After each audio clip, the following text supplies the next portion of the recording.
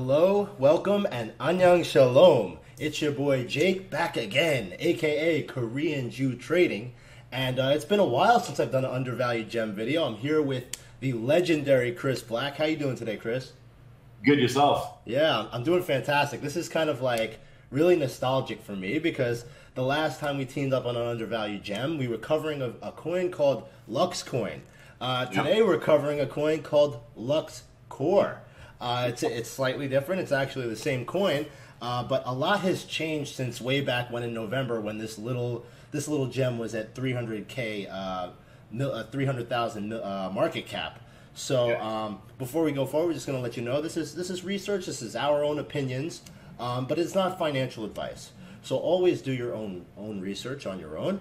And do not forget to subscribe to our channel, my channel, and press that like button if you enjoy what you see. So we're going to get right into it. Lux Core, what an exciting project. Originally when we entered, it was so small, it was so obscure, and it was something that gave us a really good opportunity to buy cheap, around $1, and it rose all the way to $45, around a little more, I think, actually, right, Chris? But yeah, 150, yeah. Yeah, the reason why it was so cheap was because there was a lot of fear, uncertainty, doubt, aka FUD, around the project. It was very new, with small privacy coins that have pre-mines. People have concerns that it could be some sort of scam. And that fear and uncertainty allowed us to enter because we had done our research and we believed strongly behind the team and what they were doing, as per Chris's analysis on the code, who's able to check that out at a high level, as opposed to myself, who's not even a layperson when it comes to code, but I do understand the market. So we combined very well, and we checked it out, and it took some time to build the confidence. But looking at it at that point, it was a speculative play, and it worked out fantastic. Now, since then, the market has since retraced. A lot of altcoins got crushed. Lux did not avoid the treatment. I mean, it definitely took a hit. But in that time, the team has been plugging away and really kind of knocking different important things on their roadmap out. So I'm going to start by talking about, from a marketing and business perspective, what has changed, what has given us this newfound confidence that, this coin is 100% legit. And, then Chris is going to get into the technicals and we'll talk about everything. So you ready to go? Yeah, absolutely. Did I forget anything? No, and look, I mean, you're right. This was first a really small privacy coin project. It's what it looked like. We're going to talk about this some more, but it's developed into something a lot more than that, a lot bigger than just a simple privacy coin. So yeah, I'm really anxious to get right into it. I can tell Chris is very excited right now. Yeah, I know. I may not look genuinely excited, but I don't usually get excited about a lot of projects. That is the understatement of the year, and people in the dojo know that Chris, I think he has, I would say, 95% of the projects that I bring to him, he just shoots them down right away. So, lest anybody think Chris is a guy that likes everything. He is selective to a fault, almost. I have to do some twisting of his arm to get him to get into some stuff. But the fact that Chris is really bullish on Lux just gave me so much confidence. So let's get right into it. The first and most important thing to me, and I don't know I think Chris agrees as well, is that Lux was recently trademarked in the EU. You want to tell us a little bit about that, Chris? And why that's so impactful? Yeah, well, just on the business side of it, you're attaching your legal entity to an actual person. I mean, you have to file this. It can't just be a PO box in Timbuktu that's going to file for legal entity. You've got to be a person, and it's the CSO, the Chief Security Officer for Lux, that's filed both with the EUIP, which is the European Union Intellectual Property Office, and the WIPO as well, the world one. Which they haven't received yet, but they filed for both in December. This was a while back. So if you're planning to execute a scam, you don't put your name on it. They're going to get that ass. Exactly. So unless you're planning on anyways, disappearing, changing your face and all that, which is just stupid. Anyways, so I think that this is a really big milestone to be achieved by Lux, because it just presents the project as legit, and I mean they've got this on paper as well. Now they're not just planning on doing this; they're planning on having footprints as well in both Europe and the United States. So they're planning on having physical offices there. These are all parts of business development that you don't see with a lot of other projects. So yeah, I think this is awesome. Right, and speaking of other projects, something like Verge, when we talk about privacy coins, so like I said originally, when we were looking at Lux, I was kind of calling it a privacy coin, but it's really more of a framework, right, Chris? Yeah, it's not just purely a privacy coin, but just speaking strictly privacy coins, you have Verge, Zcash, Bitcoin Private. These three are all over $1 billion market cap. Right? Now, they don't do half of the things that they don't do a fraction, not even 10%. All they do are currencies that their value is only derived if they are used, and nobody uses them, as well as how private they are. And when you're talking about privacy coins, the king is Monero, obviously. But you have Monero's at 4.5 billion market cap. And then you have these three others that are all over $1 billion. Lux is only at 20 million. So it's ridiculously small. Exactly. Even talking like Zencash, which is another one that's, they've been really quiet since Palm Beach Confidential recommended them. I think they hit maybe 400 million at one point off the top of my head, and right now they sit at about 125 million. But Lux is, I mean, would you say it's ahead of a lot of these?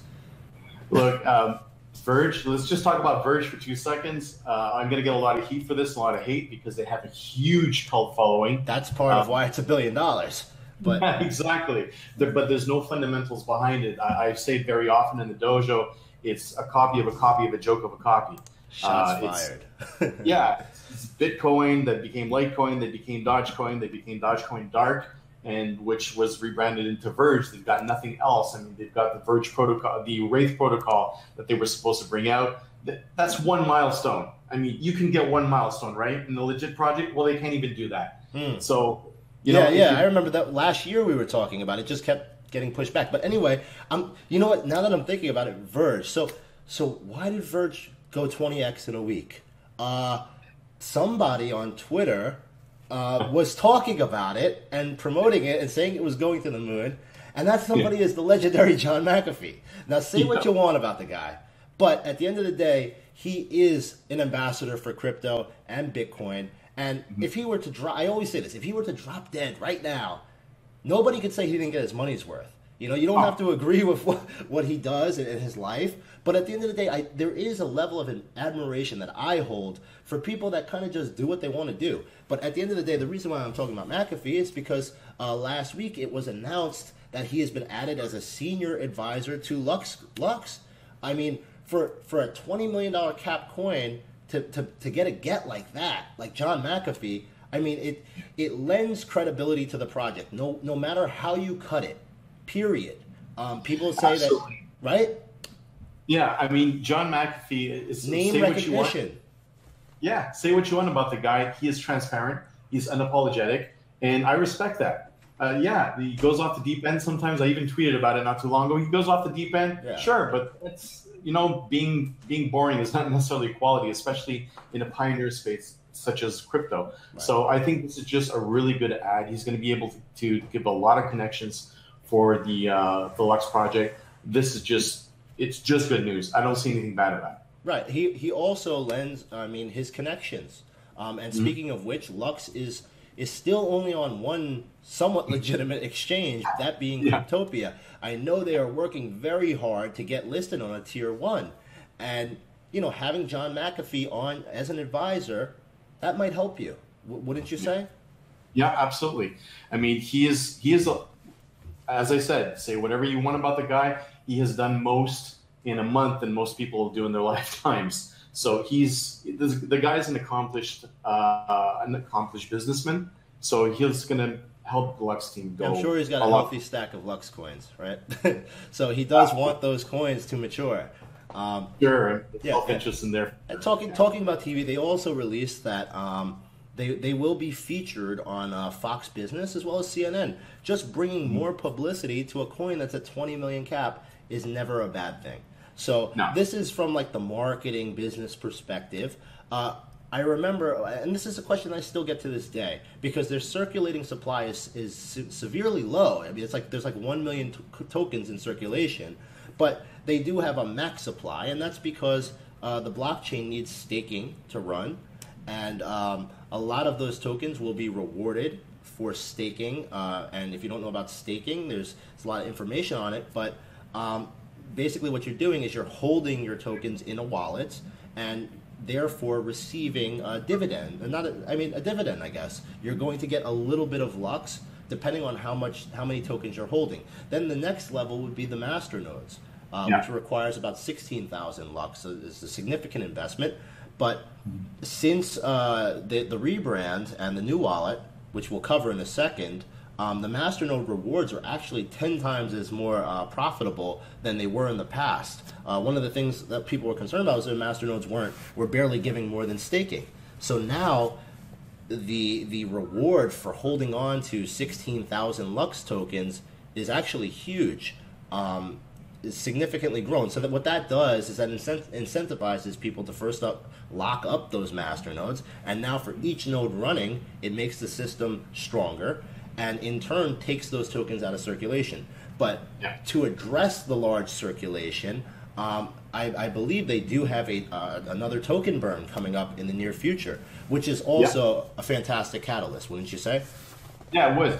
I mean, you're reducing your market cap, not your market cap, your coin supply, which right away increases the value of your coin, regardless of your supply and demand, right? Yeah. With all those other catalysts, absolutely. I mean, there's nothing but good news. Yeah. As I'm really bullish about Lux, and you're absolutely right when you say that I usually poop on stuff. You know, could they do a few other things better? Yeah, marketing. But you know what? They're not concentrating on that. They're concentrating on the solid foundation, and I respect that. Marketing will come in due time. So right now, if Lux price drops, I'll be very happy because I'll get more. Chris is like he wants it to drop, and I'm like, oh, I'm gonna buy it now. So now that I've said my piece, let's get into the technicals. I mean, this is the business and the marketing and what has changed there. And now let's dive into the code and what has changed behind this project that really makes us believe it can compete with some of these billion-dollar market cap coins. And I think the first one is that they have successfully created the first web staking wallet, pretty much, right? What are we talking about here, Chris? What does that mean? Tell the people. It's huge. I mean, it's not only the fact that you don't have to run a web wallet, a wallet on a QT wallet on your system. You could just stake over the web. You just create an account, 2FA and all that. It's got all the protection that you need.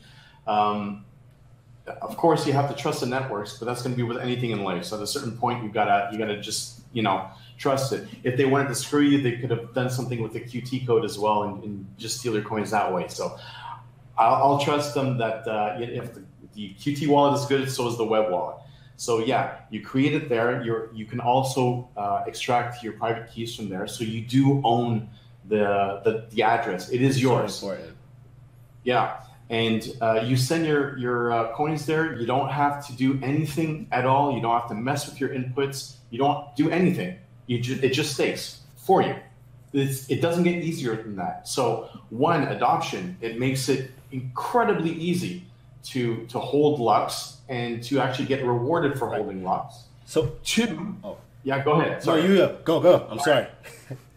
Two, this technology right now is for Lux, but it's not just going to be for Lux coming up. This is proprietary technology that they're planning on licensing out to other blockchains as well.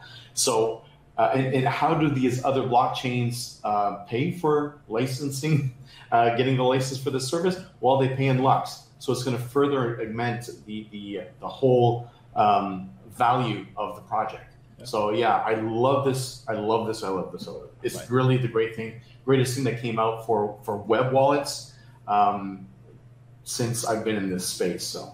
So just for context, and I'm going to paint a picture for people why this is so important for newer investors or newer people to crypto. First off, when we first got into Lux, we were staking, and we got a ton of free Lux tokens, which was amazing. I mean, it was you're printing money. Like, I was getting like $500 a day in Lux tokens. You know, like printing money. It's insane. So those were the days, right? And but I'm not a tech person, so to set up that wallet, Chris had to really walk me through it. I had to buy a new laptop that I only used for that. A couple people that I know got, they had problems and they ended up getting hacked and stuff. It's not for the lay person. So I'm picturing people see John McAfee, they see Lux on TV, they say, hey, I'm going to buy Lux. Now all they have to do is send the tokens to the web wallet. That's it. And now they're getting free Lux. So I think people would be more inclined or incentivized. It's the level, the difficulty level is not. There's no barrier there. You just send it to the wallet. It's not on an exchange, so it's safer, and you're getting free Lux right away. You don't have to buy a staking computer. You don't need a Raspberry Pi. Some people like that, and and it's simple. So I think that's it's not something that should be understated how important this new development for them is. Yeah, and you hit on something that was really important there, because you're right. A lot of people did get hacked and all that, and it's not because Lux's wallet was more complicated than another or Lux's fault. It's just the space wasn't friendly last year, like at all. And there's a couple of companies that are coming out that are just focusing everything on making it friendly, making user adoption that much simpler. And the people that got hacked is because you have to be somewhat of a tech to be able to set up a masternode. And those were masternode people, I think, that got hacked, right? Yeah. Because it was people working with other people to help them, and the people that were setting them up preyed upon them. Yeah, exactly. So it's nothing wrong with Lux. It was just not everybody. Yeah. I'll admit I wouldn't know how to do it. So I would get someone like Chris, and thank God Chris is a good guy, but I was at his mercy. And with the web wallet, you can do it on your own. Anyone can do it. It's very easy. So so if you don't have the technical know-how to set up a masternode, you can at least stake and get dividends that way. And if you look at setting up a miner, you have to be technically inclined to do it, and at least to make it optimal. You're going to spend $4 or $5 grand US on a good miner these days. You put $4 or $5 grand in Lux and stake it, you're going to make just as much, if not more, than if you were mining. Right. Just proof of stake. I mean, mining other coins that maybe are not as profitable these days, but that most people do. For mine. a while, Lux has been one of the most profitable coins to mine as well. Absolutely. Also important. Let's move forward. Now, we had a hard time deciding what's more important, the web wallet or Luxgate, the parallel masternodes, the smart contracts. Chris, I will not even attempt to explain this. This is on you. Yeah. Well, first of all, let me start off by saying that I've got 35 years of experience. 15 years of experience. In programming, a lot of different languages and all that, but I'm not a blockchain programmer. I can read code, but to see exactly what the parts are doing with the blockchain, I obviously have to have a bit more time to just get certified and learn blockchain programming. If I'm going to say that I'm following exactly what 216 does all the time and that I understand what he's doing with the blockchain, not necessarily. I can see, though, that he's not changing README files or just messing around with variables for nothing. They're extremely, extremely active. And they've been doing a lot of the framework foundations right now for parallel masternodes, for everything that's coming out. Luxgate, which is, which allows you to do cross-chain transactions between validated chains, it's huge. It allows it not just on exchanging coins and coin swapping, but also executing smart contracts between different nodes on the network that have been validated by Lux. That is the framework we were talking about. It's not just purely a privacy coin. It's a framework for decentralized private and completely anonymous transactions, whether they're smart contracts transactions, whether they're coin transfer transactions, whether any type of transaction. It's extremely flexible. The way that they've built it is very flexible and very attractive too to entities like governments and very, very private enterprises that need to have a decentralized framework to work on, yet retain control over the network. Like banks. Yeah, like banks. Small banks. Yep. So, thinking about this, now, I remember this was part of their new white paper, I believe, last winter, and we looked at it and said, "Wow, that's ambitious. Can they pull it off? I don't know. It's a lot." And like Chris says, 216, who's the lead dev, I mean, is prolific. They're working over there. You compare what goes on their GitHub compared to some of these other projects, it's like they're working, and they're currently in testnet. They have volunteers. I believe they selected 20 candidates to practice or to test the smart contract functionality. So this is going to be going soon, right?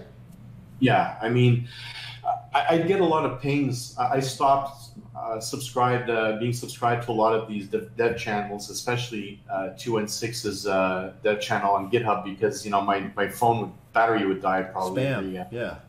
Yeah. The guy doesn't stop coding. I mean, I'm surprised he hasn't burnt out yet. He must be sponsored by Red Bull or something. But, yeah. He's got a couple of people helping him as well. They're very prolific with the code, and from time to time I do check, to see what they're doing, and especially when he writes banana all over his Discord, I think he's just going bananas from everything he's doing. But I check on the code and what he's doing, and they're making a lot of changes, a lot of progress on some of the blockchain projects that they cloned to be able to add to their own, and also stuff that they're building. And they just added a superstar to that team as well, which is just mind-blowing. When I saw that, I said, "Oh my God, I didn't think I could get more bullish." Cryptographer, right? Yeah, Tuprov. Tuprov. I mean, the guy is a legend in the mining industry. He's created CC Miner, which a lot of people use.